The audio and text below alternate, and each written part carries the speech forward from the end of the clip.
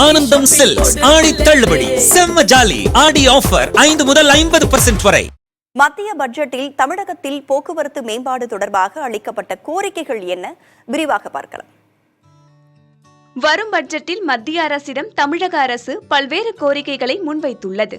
மத்திய நிதியமைச்சர் நிர்மலா சீதாராமனிடம் தமிழக நிதியமைச்சர் தங்கம் தென்னரசு இக்கோரிக்கைகளை கடந்த மாதம் நேரில் வழங்கியுள்ளார். அதில் போக்குவரத்து தொடர்பாக பல்வேறு கோரிக்கைகளும் இடம்பெற்றுள்ளன. சென்னையின் தென்பகுதி வேகமான வளர்ச்சி அடைந்து வரும் நிலையில் தாம்பரம் செங்கல்பட்டு இடையே சில ஆண்டுகளுக்கு முன் 3வது ரயில் பாதை அமைக்கப்பட்டு பயன்பாட்டுக்கு வந்துள்ளது. பயணிகள் நெரிசலை சமாளிக்க இது போதுமானதாக இல்லை என்ற நிலையில் 4வது பாதை அமைக்க கோரிக்கை வைக்கப்பட்டுள்ளது.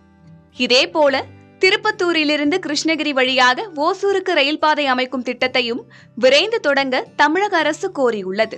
மதுரையிலிருந்து அருப்புக்கோட்டை வழியாக தூத்துக்குடி ரயில் பாதை அமைக்கும் திட்டம் 2 ஆண்டுகளுக்கு மேலாக முடங்கியுள்ள நிலையில் அப்பணிகளையும் விரைந்து முடிக்க கோரிக்கை வைக்கப்பட்டுள்ளது.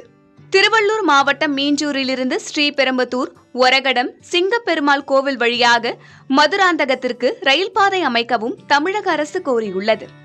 பயணிகள் போக்குவரத்துக்கு மட்டுமல்லாமல் சரக்கு போக்குவரத்துக்கும் தொழில் வளர்ச்சிக்கும் உதவும் வகையில் இந்த திட்டம் வடிவமைக்கப்பட்டுள்ளது.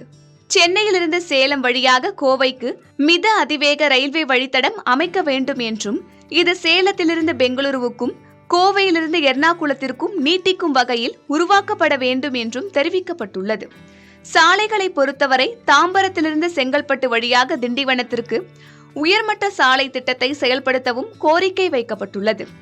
சென்னை கன்னியாகுமரி 4 வழி சாலை திட்டத்தை விரிவாக்கவும் மத்திய அரசிடம் தமிழக அரசு கோரியுள்ளது. இந்த கோரிக்கைகள் நிறைவேற்றப்படும் பட்சத்தில் தமிழக அரசின் போக்குவரத்து வசதிகள் அதிகரித்து பொருளாதார வளர்ச்சிக்கும் உதவும். புதிய தலைமுறைக்காக சேஷகிரி.